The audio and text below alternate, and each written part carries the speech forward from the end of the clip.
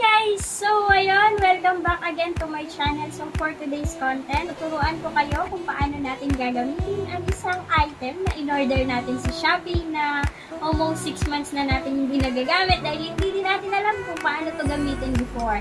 So, for now, na-discover ko na siya kung paano natin siya gagamitin and watch my video guys. And this is an Aerox Airfilter Garnish. So, yun. Nag-enjoy naman ako nung na-discover ko siya kung paano talaga siya gamitin at para saan at ano yung kailangan natin gawin para mailagay ito. So, yun. Watch this video and enjoy my video and hopefully bukas ang ating isipan sa pagtanggap ng mga ideas from the other moto vlogger. So, enjoy guys! Don't forget to comment your comments down below. So, watch.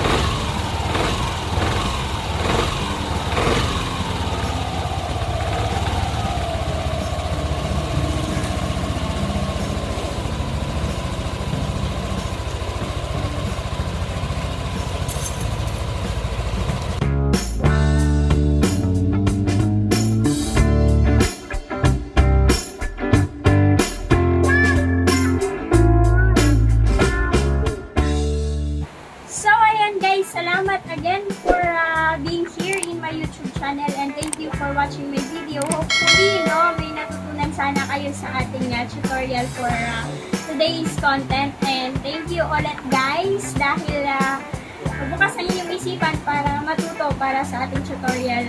Simple tutorial lang para sa mga Aerox users and sa mga gumagamit din ng gano'n, Actually, gusto ko din talagang transparent kasi lagyan sana siya ng toy. But then, nagka-problema kasi nga garnish siya. Hindi siya talaga yung air filter cover. So, yun. Nakikita ko rin kasi sa Facebook, sa ating social media na marami ding bumibili o order na gano'n na diretso na nilang kinakabit sa airbox. So, hindi po, that is a garnish, no? So, pag sinabi natin garnish, idodoble mo siya sa stock cover. So, yun. Talagang iiba ang performance, iiba ang takbo ng motor mo, iiba ang tunog ng motor mo pag diretso mo siyang nilagay. Kasi, kung mapapansin nyo, wala yung turbo sa loob. Kumbaga, cover lang siya. No? Protector lang siya. Kung sa cellphone, protector lang siya para to avoid scratch and dents. So, yun guys. Hopefully, bukas ang inyong isipan sa pagtanggap ng ating tutorial. And thank you again. No? Kung gusto nyo umorder, nasa Shopee, nagkakantidad siya ng 500 pesos kasama na ng shipping fee. So, yun guys. Salamat.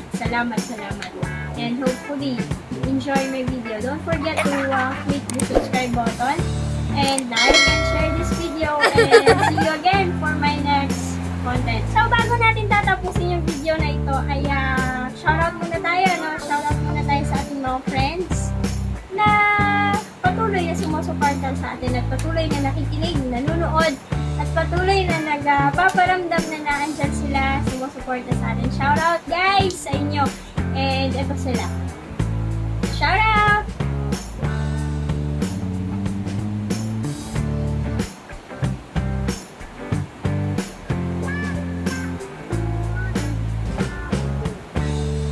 Shoutout!